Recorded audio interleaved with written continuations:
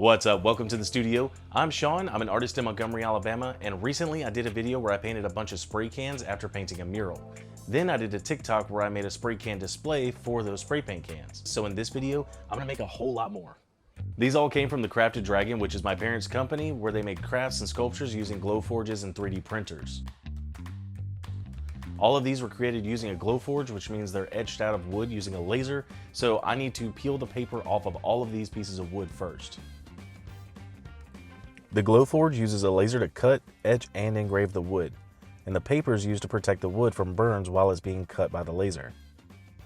Taking all the paper off can be really tedious, especially in smaller areas with more detail. For all of these, the idea is to make them look like little walls that have been graffitied. I paint all of my spray paint cans after I finish a mural, so I figured it would be fitting to make it look like walls that have been graffitied to hold the spray paint cans. The toughest part of this project is going to be finding enough surfaces to put these on to dry once they've been spray painted. I can't leave them outside because I don't want something to fall on them, bug to walk across them, or just anything to mess them up. So I've got to find somewhere inside to set them so that they can all dry.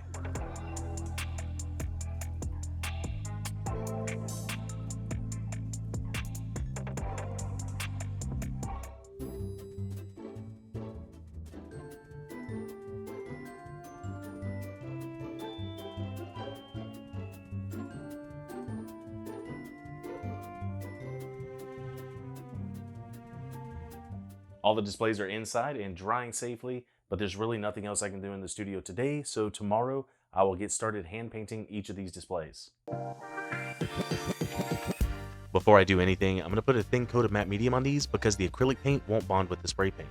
Once the matte medium dries, I can start using the acrylics.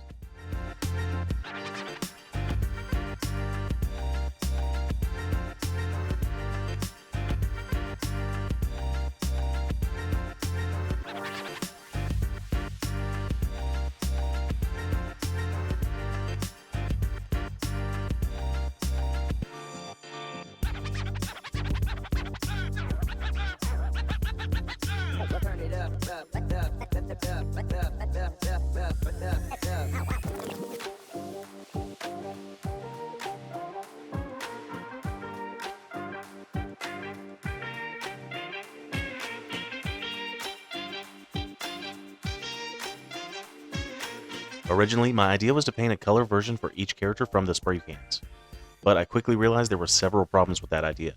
For one, I would have to paint one display for every can, and a project that size would take weeks. Also, I'm making these displays an optional add-on to the spray cans, so I could end up only selling the can, then I have a display with a character that doesn't have a can to match.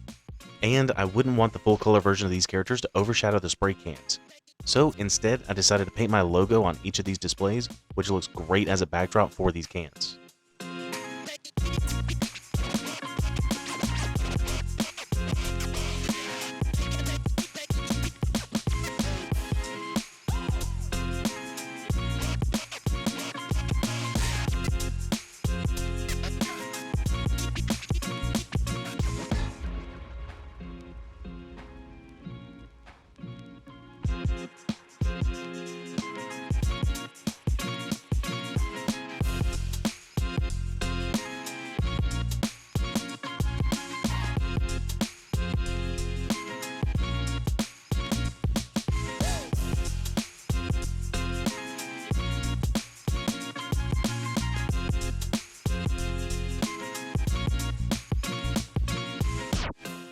These displays take a lot longer than it looks.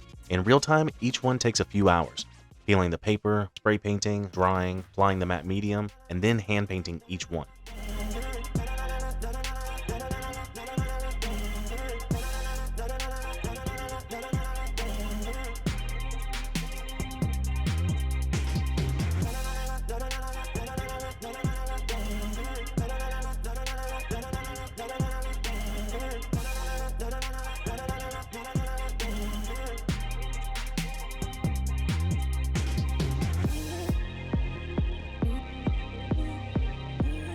The displays are painted, but I still need to assemble them.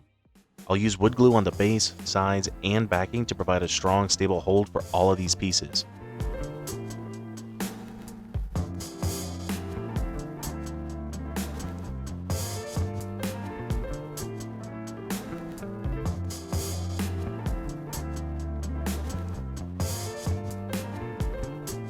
After all the long, tedious work on these displays, they are finished.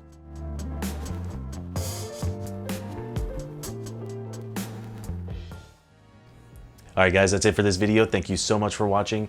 You can grab one of these spray can displays and a hand-painted spray paint can from my website, pdshawn.com. I also want to give a huge shout out to all of my patrons. Thank you guys so much for all of your contributions. If you want to help contribute to the studio and get some really cool stuff while you do, go to patreon.com/pdshawn. Thank you guys so much for watching, and I'll see you next time.